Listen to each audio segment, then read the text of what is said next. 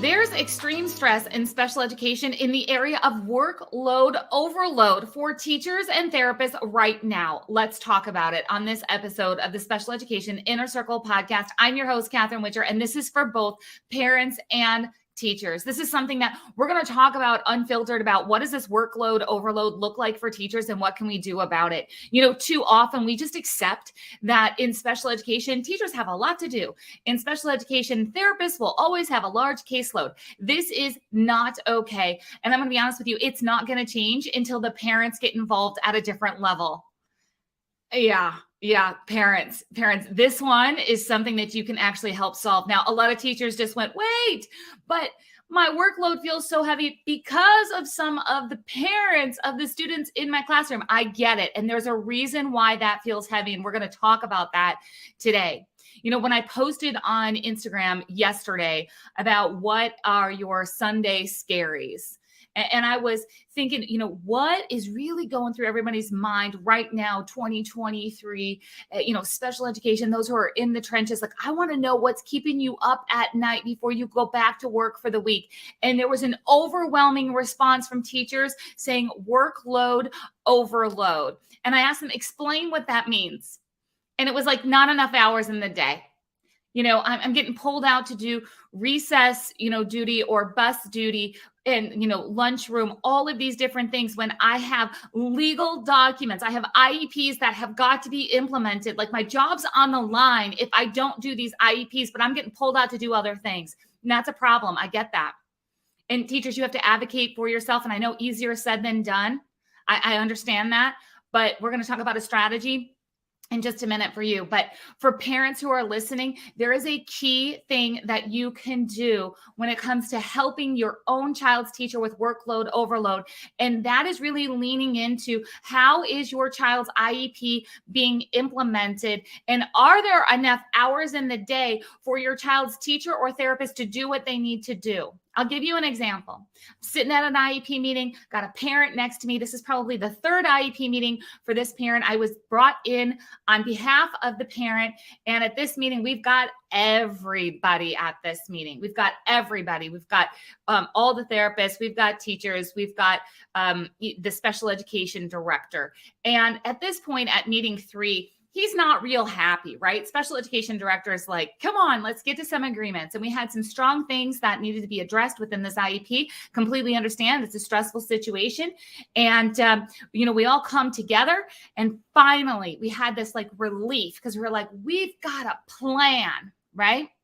And the special ed director turns to me and he says, are we good? Like, are we good? Like, we got this plan. I said, the plan is great. Now who's going to do it? And there was just silence in the room. Like, what do you mean? Who's going to do it? The team is going to do it. No.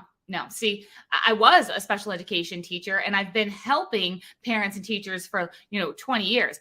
I know what this looks like when we just say it'll get done. It's not just going to get done. It's like this, just assumption that the team's going to take it over. And here's the thing. We have to start delegating with intention on who's going to do what. So he said, the team's going to get it done. And I said, well, who on the team? Well, just the team. Like, you guys will take care of it after the meeting, right? And I said, no. I said, you know what? And here's what I was really thinking. I know a bit about this team at this point. I know we're on like meeting 3 or 4 in this situation. I can see the overwhelm that was happening. And I knew that if we did not get some delegation within this plan that we just created for this child, everything was going to fall on the special education teacher. And that's not right. There's nowhere that says that the special education teacher is in charge of everything within the IEP. Now, sometimes special education teachers are also the case manager, which means that you may be responsible for accountability of some of those things, but it doesn't mean that you have to do all of the things. And for the teachers who are thinking like, yes, I do, I have to do it all or it doesn't get done. You know what? We're going to talk about that in a minute. Okay. Because just stop that. Okay. No. So we sit there at the meeting and there's awkward silence. So when you start to have this conversation, there's going to be awkward silence. Parents, when you bring this up, it's going to be awkward. That is okay. That means that you're on the right path. So finally, after the therapists are kind of talking, And the teacher's just kind of sitting there, one of the, waiting to see like who's going to say what on this, because she just knows that it's going to be her responsibility. So finally, the speech therapist says, well, you know what? I can add in 15 minutes of consult time into my week, and then I'll do this piece of the plan. And then the occupational therapist says, well, if you're doing that weekly, then monthly, I can add in this amount of consult minutes, and then we can do this part of the plan. And we got all of this in writing, and there was delegation. And this is something that had to come from the parent side. So parents, I want you to hear this. I understand the team just needs to do what they need to do. I get it. But if you start to have some real focus on who is doing what, you are actually advocating for the teacher and the team to work together and count their hours in the day.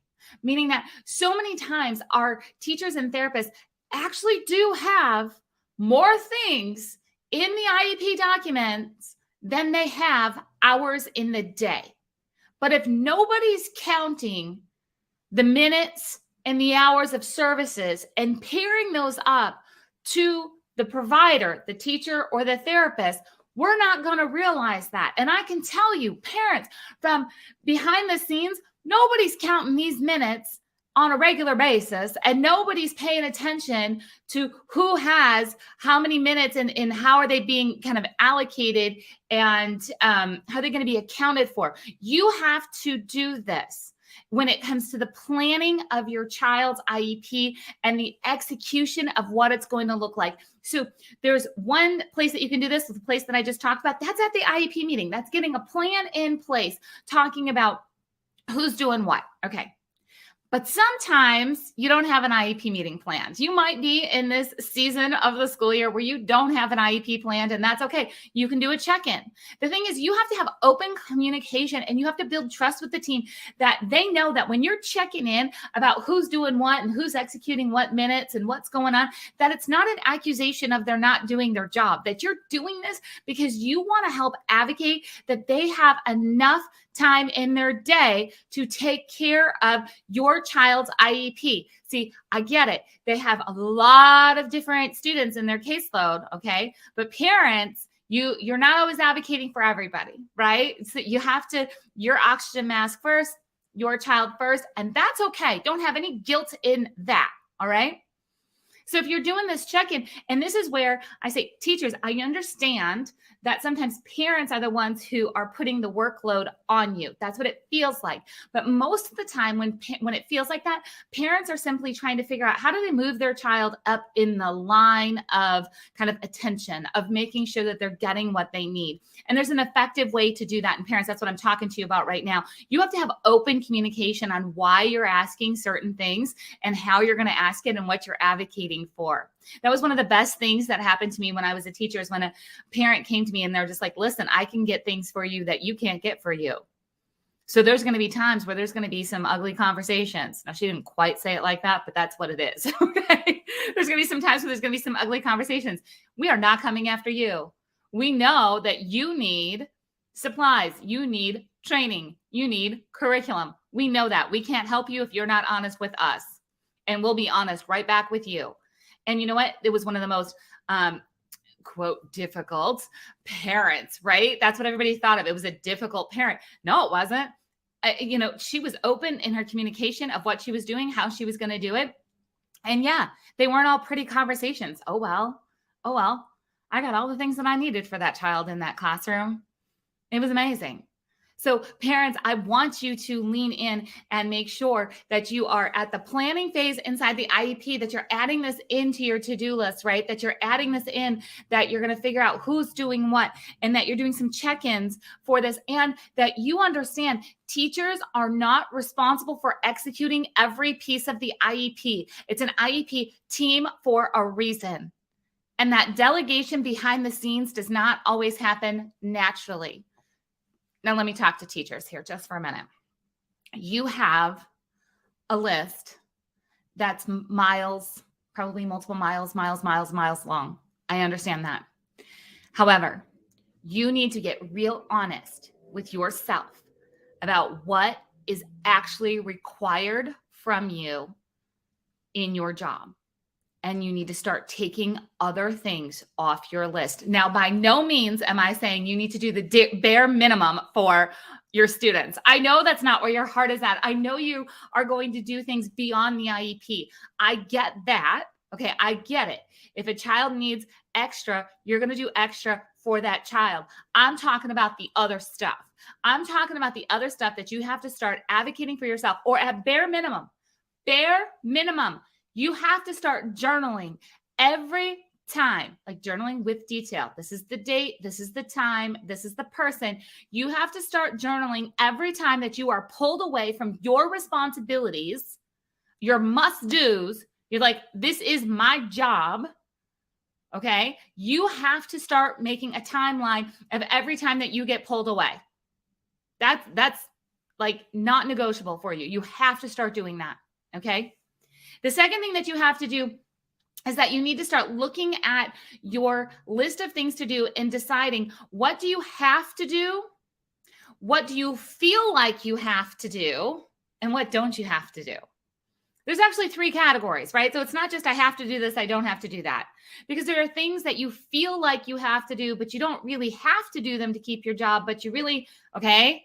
A lot of the things that are overloading you, they fall into that category. So you have to figure out then which one of those are going to take priority. See, you do only have so many hours in the day. You know, those bulletin boards, those, color-coded folders that need updated because they got ripped. Like it is what it is when it comes to these extra things. You are going to have to say no. You are going to have to set the boundaries. All the cliche things that we say all the time. But I want you to sit down and, in special education, we call this a task analysis, right? So we look at a task and we say, what are all the mandatory things that a child needs to master? What are all the steps to get to the end result? This is like doing a task analysis on your day. What are all the things that you absolutely have to do in your job role? And it's going to be surprising to you how many things you're going to write down that you do or that are on your list that are not in that mandated section. And so when you're writing this all down by memory, you're going to forget some things. So when I say write this down, I actually want you to journal your day. And I would say that you should journal it from, when you get onto campus until you leave campus. But I also know that you're not just working during contract hours, during school hours, or while you're in the school building. I know that. So you're going to have to take a minimum of 3 days. I'm not kidding you. This works. I'm telling you. Okay.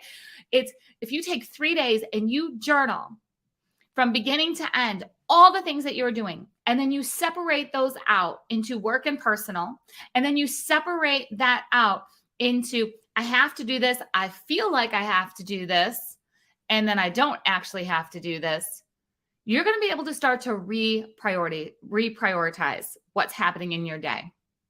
So parents and teachers, this workload overload is something that you have to work together on. Teachers, we need you to advocate for yourselves in this role. Parents, we need you to step up. And yes, you're going to be advocating on behalf of your child, but you're going to be doing it in a way that is also advocating for the teacher.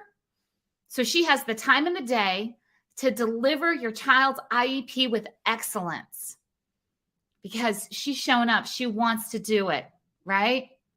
But she doesn't always have the time or the resources. And by resources, I could mean staff, it could mean supplies.